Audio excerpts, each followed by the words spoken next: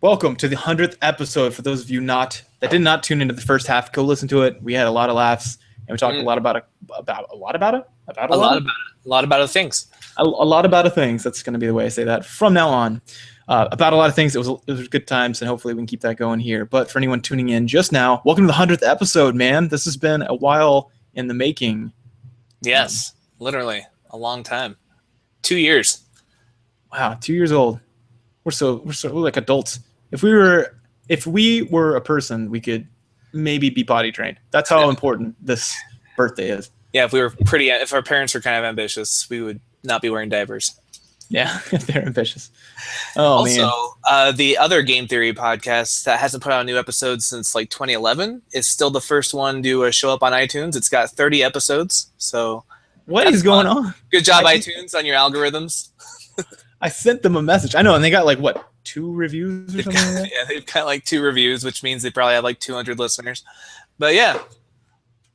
Man, this podcasting thing's taken off. My brother-in-law started a podcast. It's what was it called? Oh, When We Understand the Text, the Bible one for religious people.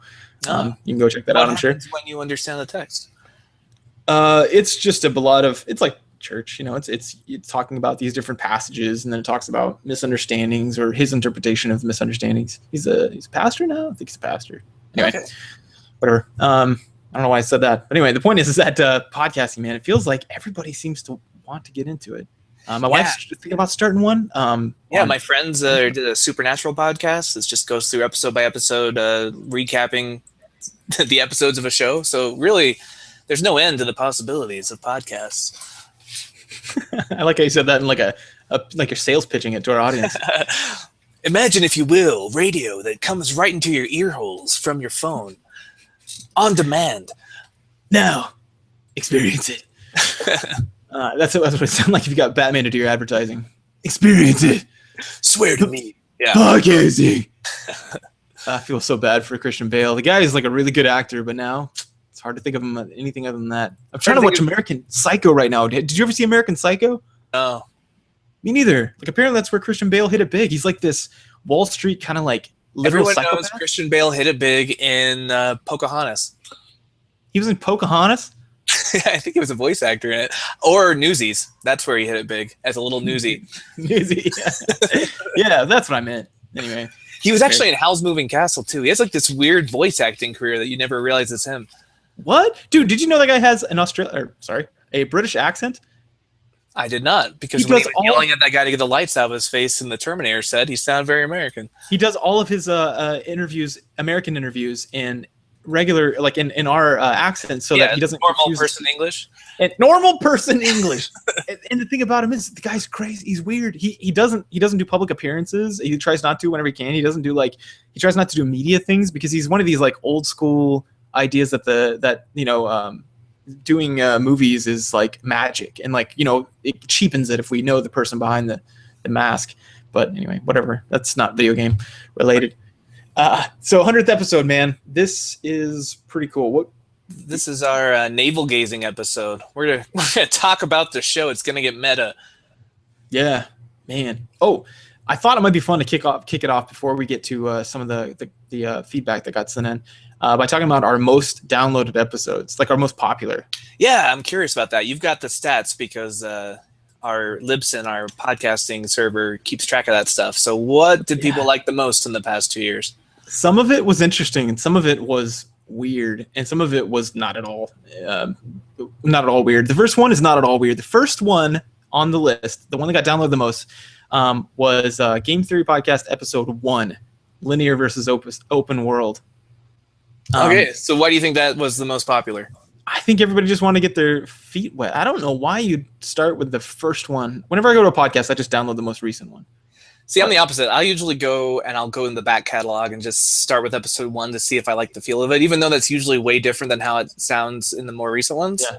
I don't know, maybe it's my self-proclaimed completionist side again, but I'm like, all right. Like the BBC podcast, there's one called, it's on Culture, and I listened to one on Candide, Voltaire, Yeah. And I listened to one on hell, like different. It's like Dante's Inferno and then other cultures' views of hell.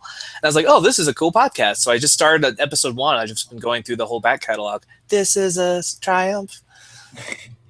That's weird. Okay, I don't do that. I always download the most recent one, partly because I've listened to a few podcasts from episode 1, and it, like you said, it sounds totally different. And with ours, it's the same thing. We're like, hey man, let's just talk about games. And well, if you remember, our very first episode never hit the light of day. We're the only 2 people who've heard it, and that was because we had no idea what we were doing. So we tried to record it, and it vanished. It was like 3 hours long, and I was like, it was about Diablo, I think, right? Yeah, I think so. Yeah. We just talked about we got back to it and stuff that we've talked about later in future episodes. But yeah, our official first episode was about open world gaming versus linear gaming. And I really think that has been a recurring theme for the whole show. Yeah. We really go into this whole idea of like, do we like structure? Do we like open world? What's the psychology behind that? And I don't know, have your thoughts changed since then? Are you more into open world gaming than you were before? Neither of us were that into it back then. No, not open world games as they're done right now, but I do kind of like this weird thing that's happened. I played Scribblenauts. Have you ever played that? No, but I want to. It looks adorable. Yeah, it's I got it for my kids on the Wii U. Wait, what? It's a good game on the Wii U? Yeah, great system. Weird. But okay, so the little, how you get the little the controller. What is that called? That remote? The gamepad. Gamepad, okay, because I call the other ones Wiimotes because that makes sense, and then the classic controller. But this one, you type on there. You can type things, and whatever you type, it happens. And their database is huge. So you type like shark, a shark comes in. You type type Sharknado. Cape, Sharknado. That's probably on there. Like the weirdest shit is on there. I'm not kidding. If you put like a back scratcher, it's there. If you put like anything, I mean, it's like a dictionary. Because you'll even type things like I've typed arcade machine, and it said, or I put arcade, and it said the place, the arcade machine, or arcade the Marvel villain. Yeah, the Marvel villain. Really? Yeah. It's got him. Yeah, dude, it's got everything. It's crazy. And so, like, anyway, it also does adjectives. So you can click on yourself, and you just have to think quick. So, like, you see something, and it's like, oh, no, it's a massive Tyrannosaurus Rex, and it starts coming at you. And I'm like, and you can click on it, and you can type something. So I clicked on him, and I typed tiny, and I clicked on myself and put huge, and I jumped on top of him and squished him. And then when I watched my son do it, he clicked on it, my youngest son. He goes, how do you spell dead? And I was like, that's not going to work. And he said, and it died. And that's awesome. And then, like, my other son, he just got a huge gun. He's like, type in grenade launcher. I was like, you could spell it. And so he typed in grenade launcher, and then he got it, and he just blew it up. It's the weirdest game. That's so interesting. It makes me feel it simulates being one of those superheroes that their powers are sort of boundless, like the Scarlet Witch or the Green Lantern or Zatanna. Like Zatanna's thing is she says something backwards and it happens. So it's really a Scribblenauts kind of power. Like I always find those heroes really interesting. Like the Green Lantern, your limit is your willpower and your creativity. Like what can you think of that you can form a construct of at that moment?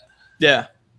Yeah, it's fun. And then you unlock superhero suits and stuff, and that's kind of fun. But it's crazy. Like it's a fun game, but it's the definition of like sandbox, right? I feel like it is. So yeah, anyway. It's those. Even the powers are sandbox. It's just whatever you can think of. Yeah, and people they give you problems, so you run around. And this one is the one I'm talking about. In particular was well, okay, the latest one that's playing right now is called DC Scribblenauts Unmasked. So it's the DC world or whatever, and so you won't be finding the Marvel villain in there. But you type, you're running around, and it's like someone will have a problem. They'll say something like, "Hey, help me get my peach mango back," and I was like, "Peach mango? Oh no, it was a pink mango or something like that." And it's just funny because whenever I play it versus my son plays it, it's just different. Like for me, I was like, okay. And so like I got a microscope and I was looking around, or not microscope, magnifying glass. Magnifying glass, yeah, to make things bigger. And I was walking around, and I found this thing, and then I made it bigger, and I gave it to him. But Elijah, he just spawned a mango and then typed pink on it, and then gave it to him. And I was like, oh, nice, and it works. He's like, mango. Yeah, it's crazy. That would be an interesting. I used Portal 2 for your thesis that we're allowed to talk about now by order of the audience. Yes. That would be an interesting game to do a study on, like how different demographics or different age groups solve problems when you have no limitation on your resources. Because it seems like children just have a whole different approach to it. Yeah, it's interesting. Although it end up being like qualitative data. It's like whenever you send out a questionnaire to someone and you leave a blank. That's like we hate that. Yeah, it's really hard to analyze that because it's so open-ended. Yeah, you say things like, and people are just fucking dumb. You send them and this is even to college students. I did a sleep survey in my undergraduate thesis, and I put a piece of paper. Oh God, now I'm talking about another thesis. But anyway, I gave them a sheet. It's called the PSQI, the Penn State Sleep Questionnaire. Yeah. Inventory. Anyway, whatever. Obviously. PSQI, yeah. And it has like one question that you can actually fill in a box. That's it. And it just says, how many hours do you sleep at night? That's it. And people put good. And you're like, what? Or other one said, 11 days. I was like, what the fuck are you talking about? 11 days a night? Are you in a hyperbolic chamber with Vegeta? and like 8 people out of like 300, 8 people put the time. It was like 8:30, 6:01. Another one was like 6:30. I was like, what the not a thing. How many hours do you sleep at night? And they should have just put 1 on this thing. They should have just put 1, 2, 3, 4, 5, 6, 7, 8. Yeah, and then just fill in the bubble. But nope, they decided to leave it open. So good job, PSQI. I don't even know how I'd record that if they were like, if they just I don't know how you would analyze that data. They just type in dick and then spawn dicks. You know they would. Like, well, there's only so many responses. I guess you could track the words that they use. And then just see if there's like a common thread that comes out, and if like the kids like deviate from that more often than the adults. That's a good point. Yeah, you could do like a factor analysis and like kind of look at if there's any like kind of clusters of the data. That would be interesting. Ways, yeah. Anyway, before we science out too much on that question, that's interesting. So, open world versus linear is our most popular episode. Yeah, and the second one, I don't know if this is surprising or if it's not at all surprising, but it's the interview with Chris Ferguson, Violence in Video Games, episode 12 with Dr. Chris Ferguson. Ah, yes, Dr. Ferguson, who is such a rock star now that I told you how just students are quoting him now in my classes. Like he's becoming sort of a champion for the undertrodden gamer community. Yeah, he's the Bernie Sanders of video game research. Trying to clear up the corruption. And there is in psychology. There's just so many old studies where we didn't take statistics as seriously. And literally, the first few studies, I'm not kidding, they looked at the numbers and went, those look far apart enough. Let's call it significant. Literally, I'm not kidding. No math. They just I don't know. I define significant as it looks pretty far to me. They're like, look at that graph and look at that one. That's pretty different, right? Right? And I'm using that word loosely because I'm not a scientist. Because a lot of those people came over from what's it called, sociology and philosophy, which were not sciences. And now sociology is starting to clean up their methods, but they're still pretty bad. And then now we're taking ourselves more seriously. But all right. So as a retrospective, for those of you who are new to the show and haven't heard that episode, the gist of it was video games do not make you violent, and here's some science to back that up. Is that pretty fair? It's essentially what I did with my thesis, and I read a lot of his papers, so I just interviewed him, reached out to him, and I was like, "What's up, dude? Come on my show," and he did. Now, has the science changed since 2 years ago? Has it become? It was somewhat controversial when there were about 50-50, you would say, like psychologists on either side of the issue back then. I don't know. It was probably a minority back then, but now.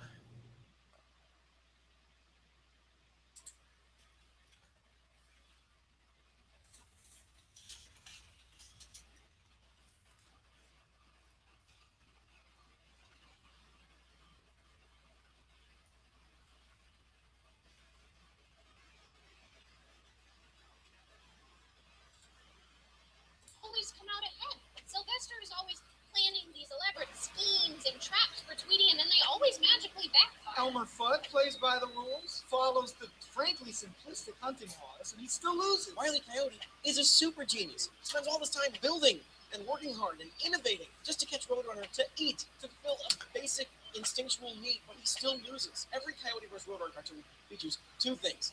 Coyote working elaborately and deliberately on some plan, and the thing he did backfire. So what's the lesson there? Don't work hard. Don't go after the thing you want. Don't try. Yeah, it's kind of a bummer. I mean, all the Looney Tunes winners, Roadrunner, Bug, Speedy, they're just inherently lucky. And the antagonists, Sylvester and Fudd, they're just shitty dummies we're supposed to laugh at. Plus, they all got speech impediments. Looney Tunes is like a cyberbully, but real. It teaches kids that no matter how hard you try, there's still the chance that you'll be up against somebody who is just naturally better than you. That's real life. You can try all you want, but you still might lose. History is bloated with examples of people who tried really, really hard and then lost out to somebody more magnetic. You know it's real. Do we actually need a show that teaches kids that? Yeah, The Hunger Games, Harry Potter, Star Wars, all the major franchises are built around telling kids, hey, you want to hear a secret?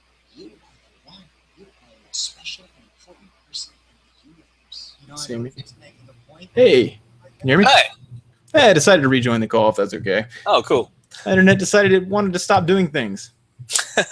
So, where did I leave off? I was talking. I asked you about how the psychologists were as far as the two camps, and you said they were in the minority as far as people who thought that it was not.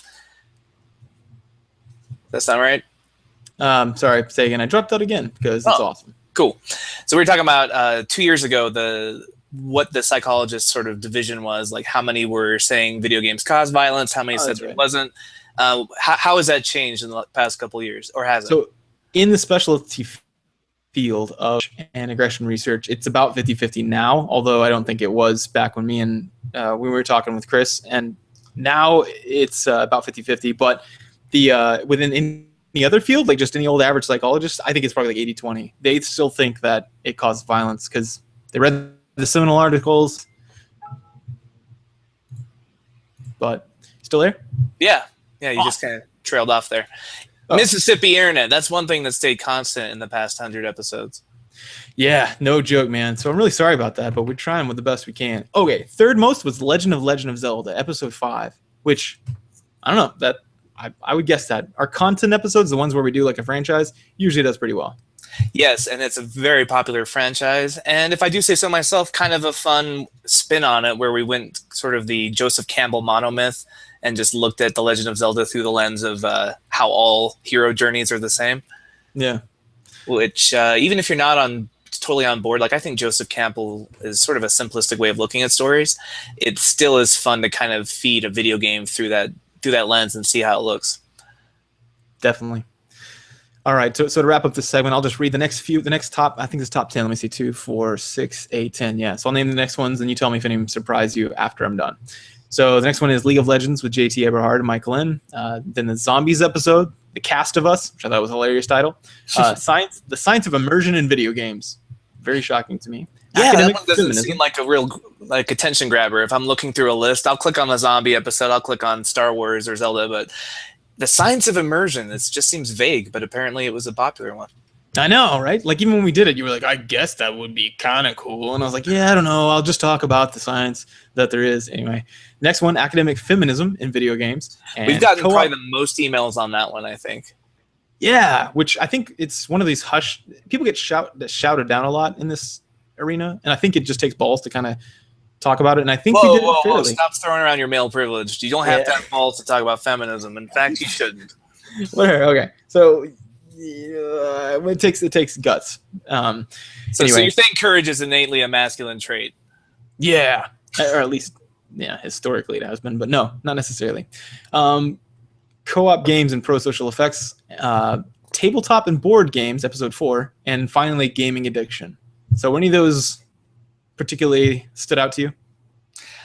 Episode 4, tabletop and board games. It's one thing I wish we would do more of with the show, is because I know there's a lot of board game tabletop gamers, and we just very video game centric overall as a thing. So I'm glad that one was a popular episode.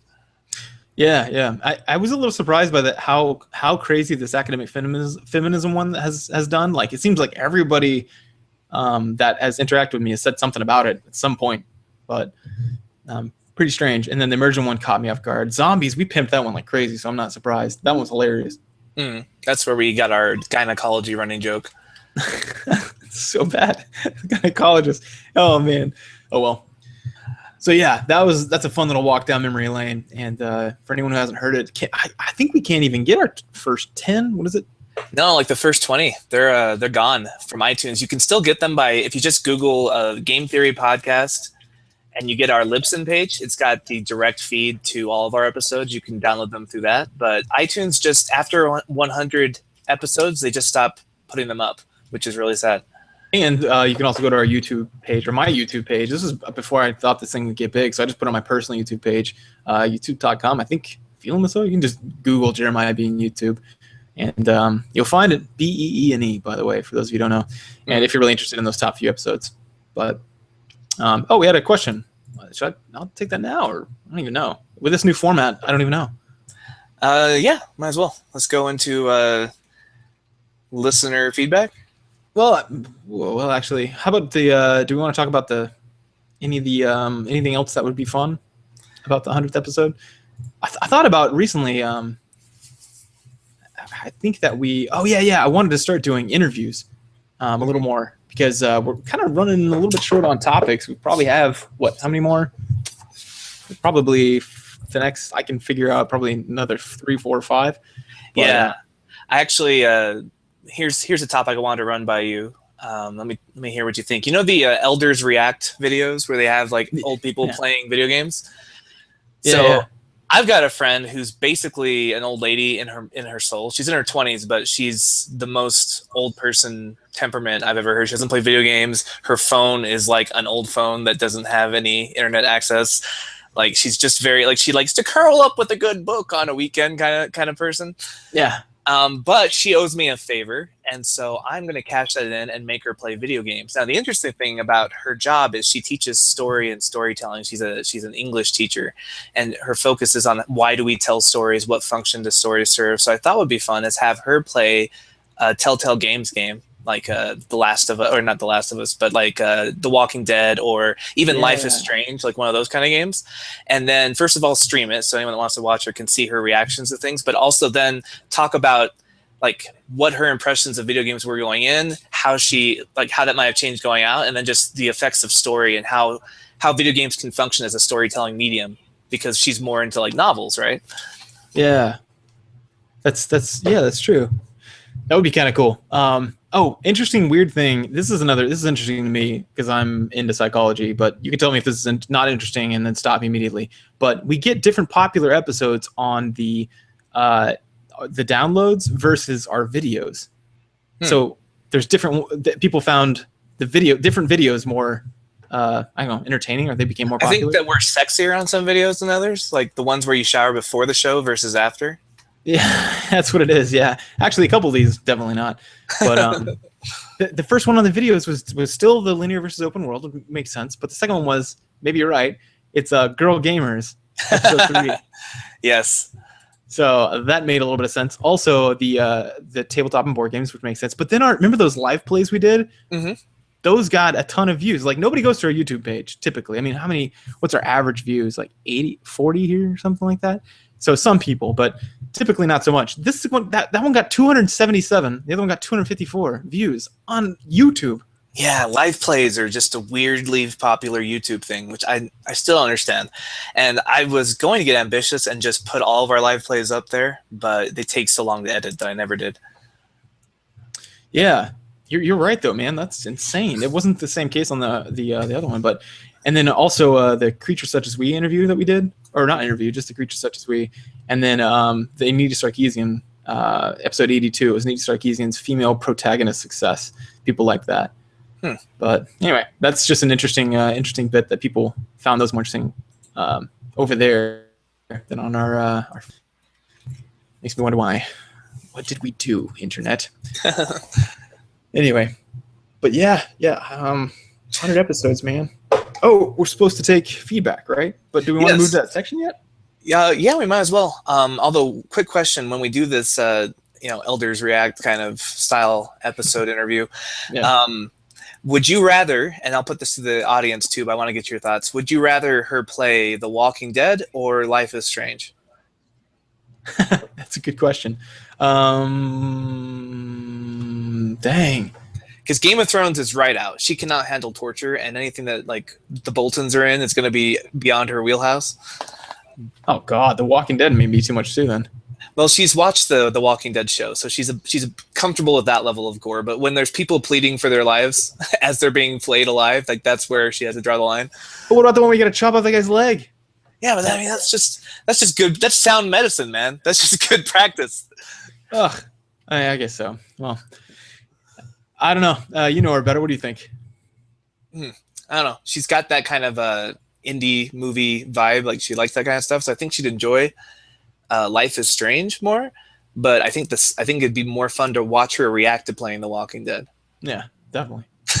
So we'll see what the audience thinks. They're both good games, and they're both tell good stories. Sounds good. Cool. All right. 100 freaking episodes, man. This is crazy. I guess we'll take some listener feedback. You want to move into that section then? Yep. Let's do it.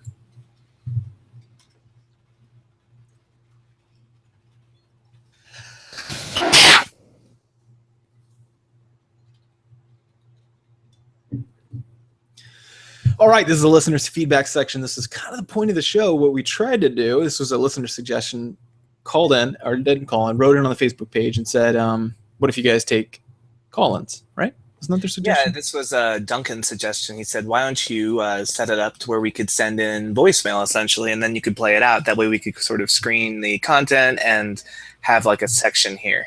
And I want to go ahead and call Duncan to the floor on this because he did not call in, even though it was his idea. Let's see. I wonder if this Charles fellow, if he did. I don't remember if that was the guy who called in, but yeah, man, I'm gonna have to publicly shame everyone because no one called in. We even gave him 2 weeks. But yeah, didn't happen. So we did get one voicemail from Jason Kim. So let's play that. Okay, 1 sec.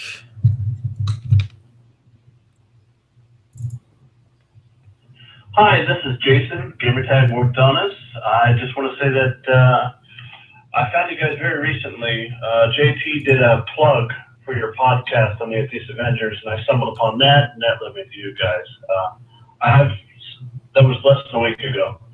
I've already done listened to a couple backlogs of some of your podcasts, and you guys are really insightful. I like a lot of the stuff you do. Keep it up. Have a good one. Bye. Okay, so the funny thing about Google Voice is that they will transcribe what they think they heard you say when you leave a voicemail. So here's what Google thinks that said. Hi, this is Jason Kim. Attack. We're done this. I just want to say that I found you guys very recently, JT. Did plug for your podcast on your Peace Avengers? And I stumbled upon that, and that led me to you guys. That was less than a week ago. I've already done the listen to a couple of back mugs. Some of your podcasts and you guys are really insightful. I like a lot of the stuff you do. Keep it up. Have a good one. Bye. So his name's not Jason Kim. That's just what Google Voice thought he said. But his name's Jason. Oh, that's perfect. I'm still not concerned about computers taking over the world just yet. Can't even get down basic on your communication. Peace Avengers? Listen. Oh, man. Yeah, well, thanks for calling in, first of all. Appreciate it. It's always good to have new listeners. We tend to get these weird bursts every once in a while, and I always wonder why that happens. This one seems pretty obvious. JT made a plug, which is our guy we grew up with for a while, and he's a good man. So, yeah, thanks for shouting out. Hopefully you listened to this part that we just talked about, because in that last section, and we talked about the most popular episodes. They're probably popular for a reason. I guess they're the most entertaining, maybe, to people. So if you're getting caught up, we have a lot of people who are just finding the show. So if you're getting caught up on the backlog, remember, iTunes does not have some of our best episodes, so you might have to go onto the internet to find those, but they exist. And those of you who want to send us voicemails, like our friend Jason, whose last name is not Kim, you can call us at 424-284-8763. In other words, 424-28-GT-POD. And it'll just take you right to the voicemail. You can leave us a thing. You don't have to mess with recording MP3s. You can just call us and leave us a message. Awesome. Yeah. Call us there. And it's a new thing that we got. And we will be answering things, which will be very helpful, especially if you have episode ideas. We've gotten a few of those, and they're always helpful. Love doing them because then that gives us a quick idea of what you guys want to listen to. Also, I believe we talked about setting up a Patreon page at some point. Maybe we should get more serious about that. Because I support people on Patreon, and I'd imagine that we've heard a couple of people saying the same thing. That would give us more incentive, because after 100 hours, there's a little bit of podcast burnout. So maybe if we had a little change coming our way per episode, it'd be more exciting. Yeah, it's weird. It's weird whenever you listen to podcasts. I always imagine that, I'm listening to the person, and I never really think about what it's like for them. They're just talking to nobody, or for me and you, we're just talking to ourselves, and then we finish and we have a conversation shortly before we end out that call, and then that's it. That's all we have. So we don't have any idea of this community. But then you see these big numbers, and you're like, man, I guess people are listening. So it's nice to have the Facebook page. Nice to have incentives in general. But Right. okay, so a couple pieces of feedback. One, do you remember our Death of the LAN Party episode 72.2? Yes. I am an idiot. So apparently a couple people have left comments on our Libsyn page, because you can do that. You can actually, when you go download the audio or the it's gametheorypodcast.libsyn.com. Libsyn is like Libsyn, and it's our podcasting. What's it called? Host, I guess, where we upload our stuff. But somebody commented on there, and they put, "Hey guys, just started listening to the podcast, and I like it a lot. It's a different angle on gaming I don't normally hear. I would like to hear you guys talk about unfairness in competitive gaming. David Serlin has a podcast, Serlin.net, where he talks about unfairness in co-op gaming in 2 separate but back-to-back episodes. You guys should listen to them, and I'd love to hear you take an angle on what he has to say." This is from Paul Borowski. I think I never quite figured out how to say that. He left a similar comment somewhere else, but yeah, we had David Serlin on. You should check it out. I think it's what episode was that? Man, I don't remember. I can just Google that real quick. But let me see, Serlin. What's funny is we recorded it like we do here, where it has a YouTube page. Episode 35. That's right. It's called Fighting Games with David Serlin. Anyway, the funny thing is we recorded it here, and he was like, "Oh, I didn't know I needed to keep my camera on." And I was like, "Well, don't worry about it, man. This is the pre-show." I was like, "Don't worry about it, man. Nobody ever watched the YouTube page." And to be fair, I didn't know anyone did. But they do. So people send me a message while I'm recording. You guys got to stop this. Rude. I know, right? But that guy got upset afterwards. He was like, "Hey, there's a video on YouTube. What are you doing? You told me no one's going to watch it." And I was like, "Well, no one really does." But he got a little irate about that. He's like, "I could have at least looked into the camera during the interview." So if you watch the YouTube video, that's the disclaimer. Realize that he didn't know. And he was not very happy about that. Anyway, oh no, I think I deleted the video because he was so upset, right? Maybe deleted it. So you'll have to just download it. It's episode 35. Right. Yeah, that's fun. Another piece of feedback. Someone live listening now said, "I know it's late. How would you redesign Minecraft?" How would you? I guess it depends on what your goal with the redesign is, right? Because first of all, it's wildly successful. So maybe leave it alone. But if you were going to redesign it, you'd have to find out why you were redesigning it. Like if you were redesigning it for me, I would include a story mode. I think that would get me on board if there was a campaign mode or some kind of, one-player story mode that you could introduce the mechanics of the game, like show you the survival mechanics, how to build things, maybe like include a boss at the end of it and then make it into an open world game. Yeah. I mean, there's an Ender Dragon. I don't know if you know that. I do know that, but it's hidden, right? Like it's not, it's open world, and if you find the Ender Dragon, you can find him. But maybe just have like more things holding your hand, telling you that there is a dragon there, and like maybe some clues on how to find him. And I don't know, just give it more structure. But that's just me and my lack of open world enthusiasm. Yeah, Minecraft's a weird one, man. I don't know if I'd even touch it too, because there's so much mystery there, and no one knows why this thing took off. I mean, look at these developers now. I mean, there's some people who write about theories, but no one's sure. And so you see a lot of these open type games, these sandbox type games that exploded after that, right? After Minecraft came out, like Cube World, Alpha World, what's that? There's a bunch that came out. Terraria. Like yeah, Terraria, exactly. Or now there's something called Space Engineer. You're a space engineer. Just these games like this. And here's the demographics on this. I think this is interesting. So the largest demographic of people who play Minecraft are 15 to 21-year-olds, which comprise a vast 43% of the player base. The next one is 22 to 30-year-olds, which is 21% of the base. And and these are almost all tied, by the way. And the last one is the age of, under 15, which is 20.59%. Yeah, that seems like it'd be a big demographic, because everyone I know, their kids love Minecraft and they don't quite get it. Yeah. It seems to be teenagers, which is about 60% of the total players. But my kids love it too. I don't get it. They love watching videos of it. They love wearing the shirts. It's weird. I don't know why that took off. Why do you think that's so popular with kids? I think it just goes back to how they process, creativity, right? It's the same thing where we were talking about at the beginning of the show. I think kids can have a lot more fun with a box of Legos than adults do.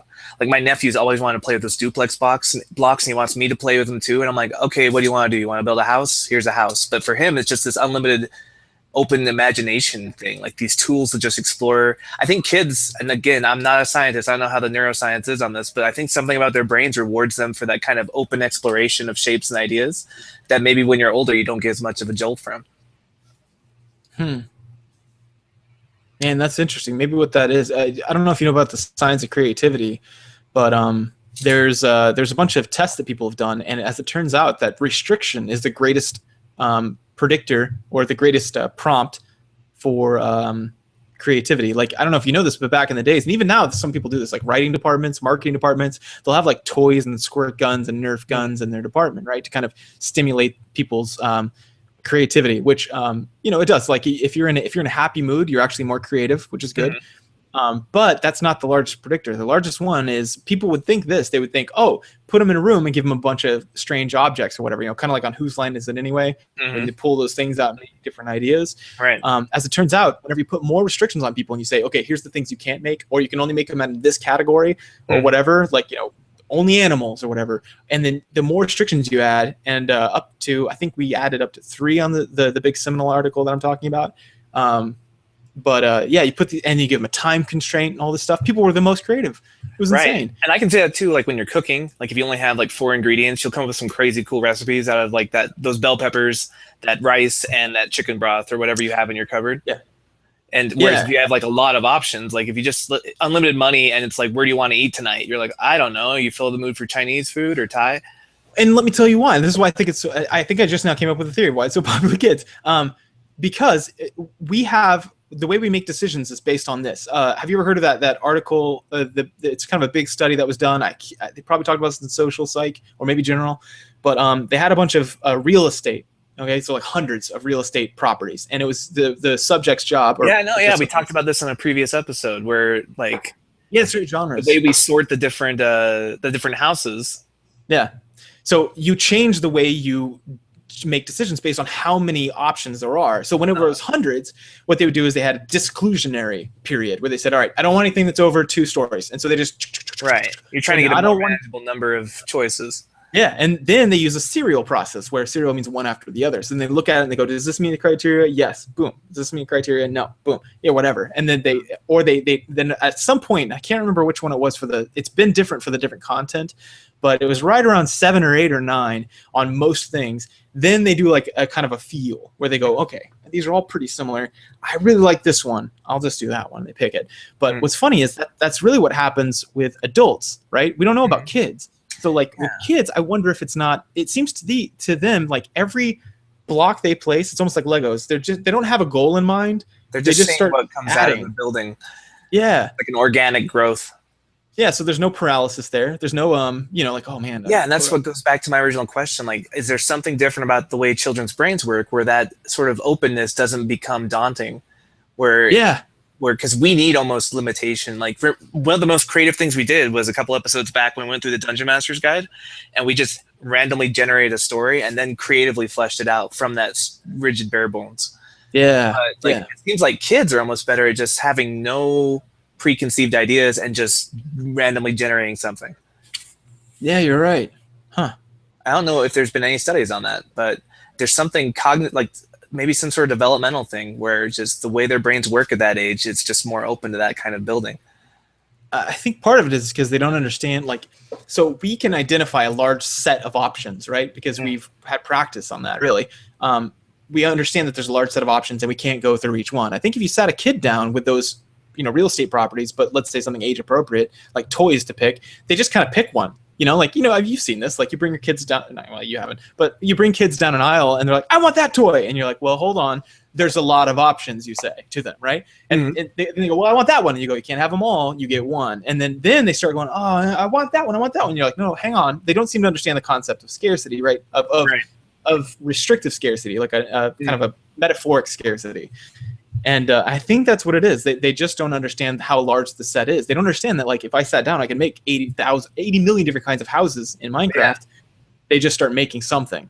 I think it's just whatever first comes to their brain. They don't understand opportunity costs. They don't understand like what they could be making if they weren't making this. They're not looking up on YouTube to see other people's Winterfell castles and then feeling inferior and giving up on the project. Like, they're just building, and then whatever happens is the coolest thing that could have possibly happened. Yeah. think that's it. Huh? We might have just figured that out, man. Me and you. Yeah, we might just figure out a new PhD dissertation. Almost so like many options. Yeah. Yeah. That's so awesome. yeah, good question. I think redesigning it, I think it's kind of perfect if your demographic is children and teenagers. I think if you want to get more gamers like me, you're going to want to add like cinematic scenes or a story mode or more objectives, or at least have that option, like an open world plus this other option. You know what I would do? Oh What? man, I think this would be good in all scenarios. Have you ever heard of this YouTube app, or not YouTube app? Sorry, iPhone app, also a Android app called Alchemist No. or Alchemy. Alchemy. It's basically you get this, and it's just like a piece of wood or whatever it starts with. I don't remember. I think it's maybe the 4 basic elements. You know, the old school basic elements like wood, fire, water, whatever, Lithium. ice, lithium, ether. But and then you can combine them together. You drag them together. So you drag water and fire, and you get steam. Then you're like, oh, steam. So it's a new one. I'll do steam and fire, and then you do steam and fire, and you get water vapor or something like that. And you're like, oh, water vapor and wood, and then you can drag these things together and get tons of possibilities. And that had like a real huge surge of downloads for a while in the phones, the app store. And I think why is because there's this. Remember how we talked about creativity and discovering things like. We were talking about the Wii U on the Mario Wii U system. This is exact example I was using. I randomly pushed something, and on the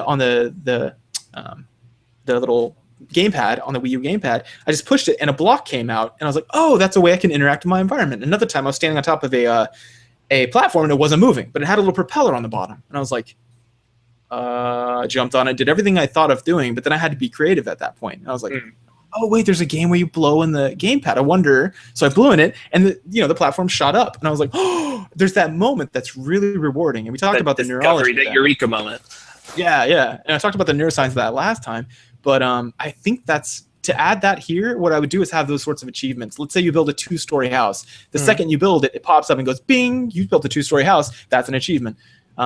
Right. Achievements are a really cheap way to motivate gamers because it doesn't cost anything to add, and it gives them that same surge of discovery when it's like, building a 2-story house, what happens if I build a 3-story house? Will I get another one of those? And it encourages you to try random things. And I would make a lot of skins that you can unlock. And not DLC. Sure, people could pay for it if they wanted to, but I don't know if I'd add that in. That's a game developer question. But just make it so you can earn it too. Like you build, I don't know, you mine so many bricks of dirt and you get like a dirt skin. Or something, a mining skin for your guy, and it looks like he's a miner, something like that. Enough sand, and you get a beach outfit. Just weird stuff like that, where people could look at you. Yeah, like there was like a whaler's outfit that you could get for killing a number of sharks and whales in Assassin's Creed. It doesn't do anything, but it makes you look like a whaler, and you're like, yeah, that's what I do. I kill whales because I'm a psychopath. Yes, I'm a psychopath. Yeah, yeah. So stuff like that. I think I would add in a lot more reward for creativity because right now there is some, but it's all built on just pure Legos, basically. Right. It's just the intrinsic reward of building something. There's no more explicit reward. Well, there is the crafting table where you can put random shit in, and it pops up and tells what you can make. And you're like, well, I could make steel boots, which most people know right away you can, or iron boots. But I would do something like that. That's fun. Huh. Cool. So what I do. They already added in leveling, which I think is a good idea. Whenever you do stuff, you get the little green things that pop up and level you up. But that's how I would change it. Other than that, I wouldn't mess with it because it pulled in a strange gaming demographic, and no one quite understands why. Yes. More feedback. We did get an email. Yeah. From Jenny, and she says, "Hi guys." Wait, is this just Jenny from the block? No, this is Jenny Klinkenbeard. That's an awesome last name. I know, it sounds like an awesome dwarf clan, but that's my D&D side coming through. So Jenny says, "Hi guys, I just recently listened to episode 54, and I wanted to say thank you. As a female gamer," so episode 54 was our academic feminism episode that we were talking about earlier. It's one of our most popular downloads. So she says, "As a female gamer, a feminist, and perpetual student, it was refreshing to hear men's perspective on feminism that comes from a logical and scientific perspective.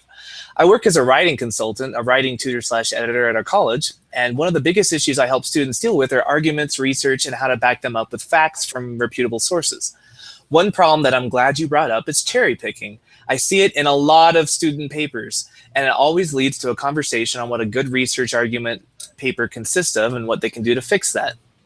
Anyway, I'm glad you brought it up because one of the biggest issues I have with feminism, and I do consider myself an outspoken feminist, yay, equal rights and shit, is that the advocates I work with scream and usually scream nonsense that either doesn't come from a valid resource or they pick and choose what they want to use and ignore other aspects of that research. Both sides are guilty of that at times, of course. I have a big problem with the idea of if we keep yelling, soon they won't be able to ignore us. No. No, no, no. That's all in caps. Very emphatic. No's.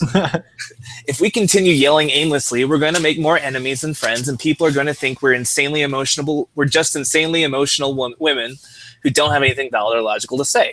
What we need to do is come forward with logical arguments and valid, reputable resources and keep our calm. You used the example of a child throwing a temper tantrum in the sandbox, throwing sand at others, and I thought that was perfect. The only thing that kind of niggled at me was you guys said about wage equality, not because I think you're wrong or misogynist, but because I'm really curious on the studies you found and Google's failing me at the moment. Admittedly, I've used that argument before, and if I can find correct resources in order to argue my stance in a more logical and valid manner, that would fucking rock. To the game aspect, though, I love the mini survey that you guys came up with, and I really fucking love that you guys talked about the Bechdel test. Since I am a writer, it is a tool that I often use, and it was really fun to hear you guys mention it. Also, I would love to hear an analysis on academic feminism in the Mass Effect and or Dragon Age games. It would be fun to hear them analyzed and picked apart. Thanks for the awesome podcast. I've loved every episode I've heard so far. Keep up the great work, and thank you for not coming across as typical gaming dude bros, especially in this episode.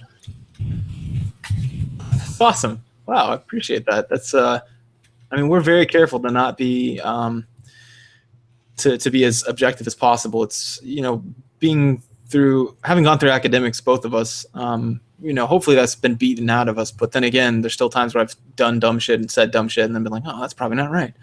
Yes. But, so I appreciate that. On the Bechdel test, just for people who didn't hear that episode, the Bechdel test basically is it's a way you can look at a movie and tell if it's feminist, but it works on a lot of things, where if two female characters have a conversation between each other that doesn't involve a male third person, then it passes the Bechdel test. Yeah. And somebody sent me a link the other day. It says, someone pointed out that, oh my God, Becky, look at her butt, passes the Bechdel test. And I haven't stopped laughing for a week. So the opening line of I like big butts and I cannot lie is officially feminist, guys. Yeah. Yeah, it's not a end-all be-all tool. And I would be curious about, and this may have already been done, but we have something called Bayesian theorem. Have you heard about Bayesian theorem? Mm-hmm. Yeah, Bayes' theorem. It's Bayesian being the school of thought, Bayes being the guy. Mm-hmm. It's basically like signal detection. So like instead of saying like how many times this happened, the frequency and what are the chances, instead it says you know, how often does this happen with respect to how often it could have happened, and it's a noise detection, like a signal detection type theory or way of analyzing data. And the important part is it takes account not only of the hits but all of the misses, and it adds that into the math. And right. So I would like to see that done with the Bechdel test, but a reverse of it for the males. And I know it's a problem that women aren't getting enough, you know, like being the star of a show and then just having, or just I know that. Yeah. So I know it's a problem. I just wanted to see how bad it is. And that would be a good metric, and it would allow everyone to get a good objective look at like how the problem is, and we can measure it over time, which would be amazing for a number of reasons. One, to make sure we don't do something that we always do, unfortunately, which is a pendulum effect. You know, like you get any movement, and you get this kind of slide either side, like hippies. Whenever it came to like the overly 50s attitude, you know, of like you go to work and you come home and then you drink yourself into oblivion, and then those were good times, simpler times. Yeah, then you get these hippies as like a movement to that. You know, before that you got the what are those guys? The slappers? No, it's not slappers. Flappers. That was it. Yeah, you get this pendulum effect that, you know, you're like, well, it's a bit too far, and science allows us to not do that. Of course, I have a vested interest in it not getting too bad on the other side, but I just mean in anything, I would suggest this. Yes, that'd be interesting. She brought up the wage gap myth, and that's something it's very common in this discussion. President Obama has used this in his State of the Union addresses. A lot of people just throw this around that women make 77 cents on the dollar on average to men. Yeah, and so that statistic, and you can look up this study. It's on constat.com. It's the Department of Labor did a report on this. that 23-cent gap is just the average difference between the earnings of all men and all women working full-time. So it's not accounting for differences in occupation, position, education, job tenure, or hours worked per week. So it's just, it's true in the sense that that's the state of affairs, but it's not controlling for a lot of really important variables. Mm-hmm. Yeah, if you go to politifact.com, which is a website that one of my favorite websites, that and factchecker.com or org. Anyway, factchecker, go there. And I use it for politics for myself because I am not good at politics, but I'm trying to get into it. And they allow me to see the bullshit because it's just these researchers that just anytime a politician makes a statement, they go and give you all the data behind it. And sometimes it's clearly false, sometimes it's clearly true, but a lot of times it's somewhere in between, and then they tell you why. Right. So they do this. A lot of people made this statement. Barack Obama did, everyone else. You can go to PolitiFact and look at it, and the author, is it a he or she? She, Katie Sanders, she breaks down all the different things about it. But really, the point of it is that it's definitely not 77 cents to the dollar or 72 cents a dollar, whichever one they say. But it's somewhere in between, and it depends on how you look at it. So 77 cents. And so if you look at nurses have 96% difference or 96 cent difference between the two genders. Showing that one looks like it's clearly sexist, but then there are plenty of other ones that don't have that. So when you start breaking it down, it looks like sexism in some places it's not. But it's definitely not all the way to 77 cents. However, it could be as high as one study that I saw that seemed reputable was about 8 cents difference. Mm-hmm. No matter what the case, 4 cents, but until it's 0 cents, it's still a problem. But we heard our own arguments when we use hyperbolic claims. Yeah, it makes it sound a little crazy, but whatever. Whoever's right, I have no vested interest. I'm still trying to champion this right. I mean, we need to get everyone on the same page no matter what. Anytime some kind of bill comes through that's championing equal pay for genders, like that's something we should be voting for because we should be getting the same money for the same amount of work. But again, you really want to take these things skeptically when people make these wild claims because like one of the studies had a list of the most remunerative majors, like the majors that earn you the most money. And they're petroleum engineering, electrical engineering, chemical engineering. Those are fields that are 90% to 70% dominated by men.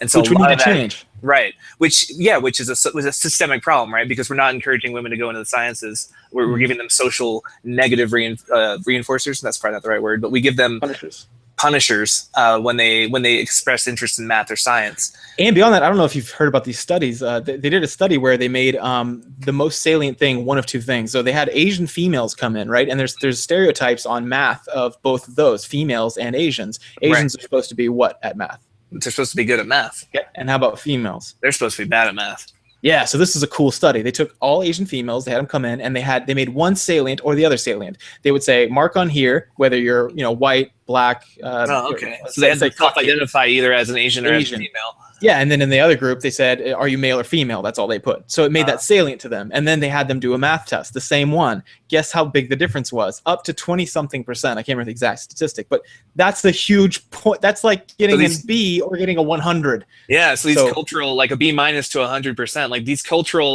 like self-labeling, like again, it goes back to labeling theory, right? Where you think of yourself as a girl and then, I'm not going to be very good at math. Or if you think of yourself as a Korean, you're like, I should be doing good at math because that's my heritage. Yeah. So it shows that there's clearly an effect in that women are expected to do less, and to the point where they are performing less, So it's part of labeling theory. But at any rate, so the point is I agree with you, and I think it's a big problem. But then you get things like, it depends, like states are different. For example, Wyoming has a high of 90 cents difference between the sexes in a same field. That's not okay. But then you get things as low as in Los Angeles, it's 12% or 12%. No, wait, sorry. In where was it? I forget. Anyway, it doesn't matter. The point is here's an interesting one: is that if you look at like a small band of things, the most recent study like that PolitiFact did was they found that if you broken down by narrow groups, research shows that single childless women in their 20s in major metro areas, all of those are a lot of specifiers. Notice, don't let someone tell you otherwise. But if so, single childless women in their 20s in major metro areas, they actually out-earned their male peers, specifically in Atlanta, which was 21%, and Los Angeles, which is 12%. So that shows that we're doing good. However, that's maybe a pendulum effect there. There could be a lot of reasons for that, though. I do predict probably the overall, that 70-cent figure probably dwindling over time because of the way college demographics are changing. Graduates tend to be more female than male now and have been for a few years. So just by looking at that, like a college degree will on average earn you more than not having one. So we may be seeing more high-powered earning females just because more women are going and graduating college than men now.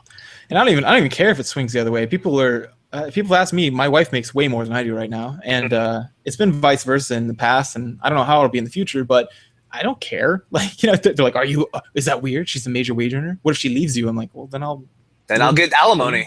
yeah. Or, I mean, I'll find a way to survive. I don't know. It's not at the forefront of my thoughts, but the point is that, you know, like I'm not bothered by these things, and I think this is a good trend, and I don't really care if women end up making more than men. Yeah, at least for I'm invested in fairness. I'm invested in social justice, and I want women to have every opportunity that men have.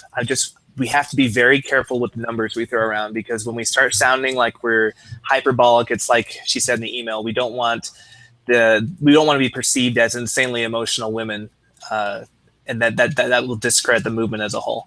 So good email, good thoughts, and yes, definitely call us out if you're skeptical about a claim or if you're looking for data.